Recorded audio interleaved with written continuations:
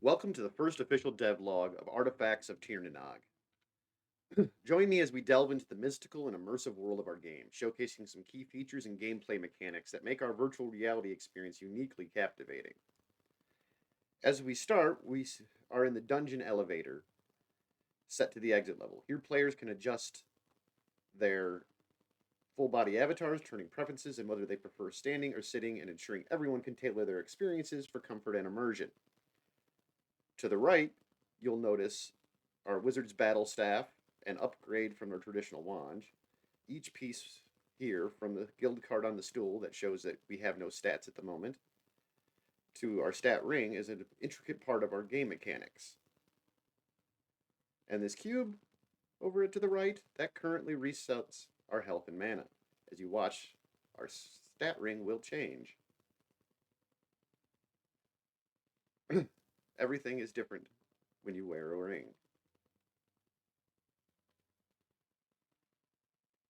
Next, I'll set the elevator to the wizard's tower, though we won't step out due to stability issues. You can get an intricate glimpse of the design for our future player housing, as well as where you can just relax, show off your magic items you will find in the game, or read a book.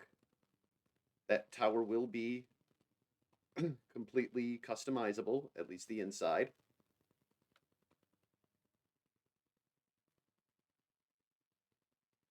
This next floor is our practice arena, where you will go to test your magic, practice your spells, learn how to defeat enemies, and basic spellcasting. Here things get exciting. Notice the crystal dogs, skeletons, and the attacking skeleton here. This is where we show our basic magic missile and a fireball.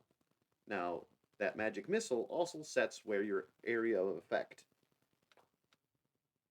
goes. Combining different spells will give you different results. As you can see, it didn't quite work the first time, but let's try that again. Magic missile, add fire element to your combination, and then the spell form 4, and what do you know? You have a fire arrow. Not fire arrow, sorry, fire tornado, which completely destroys the skeleton and hurt the dog a little, but we had to give it a few more blows. Now, as the skeleton respawns, watch the ring's gem for its effect on my health. See how it disappears, and poof. Upon death, I'm teleported back to the elevator, a quick way to retry challenging sections. Let me just recharge here, and now we'll move on. I'm going to showcase one of the levels where you will do some exploring, fight enemies, try not to get lost. It's kind of dark, so let me show you how to cast a light. Oops, I forgot fire was already on. Let's try that again. Fire by itself, just cast a light. Getting lost in the dungeon in the dark can be bad, so arcane activation allows you to turn on magical items such as these lamps.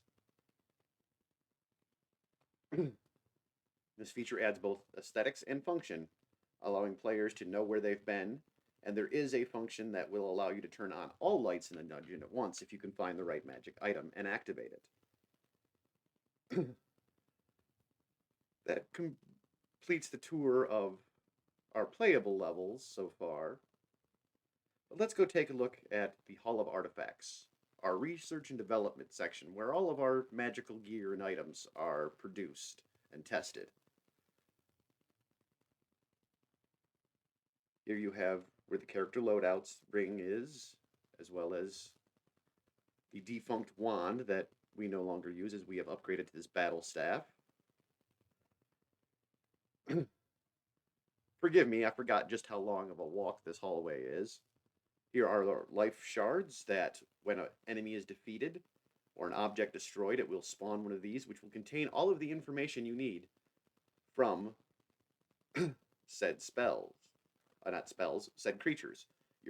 Their experience, how much that crystal's worth, all of that changes upon the enemy, and then you use those to do many things.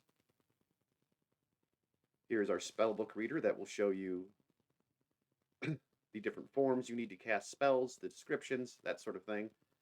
I forgot I was playing with this and there are some things turned off, so it's not working quite the way it should, but this will allow you to only see spells that you are capable of casting. Here is our shrinking rucksack, which watch how items are placed inside and return to normal size when removed, an essential tool for inventory management. Before wrapping things up, I'm going to showcase one of my favorite little spells called Butterfly Bomb. Though remembering spell combinations and getting them right can be a pain in the butt. And as you see, I forgot to turn the wand a little bit, or the staff, to get the gesture just right. Now it can cast.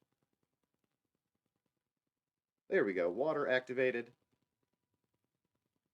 Now, we just do our spell form 4. Oops, I did the wrong spell form. It's spell form 3 for the Butterfly Bomb. See what I mean? This game requires you to remember spell combinations and how to use them. We will be working on the gestures, making them a little more refined and easier to do. See, water. Third spell form. Oh, I forgot to set where it was going to shoot. Magic Missile, remember, sets your target location.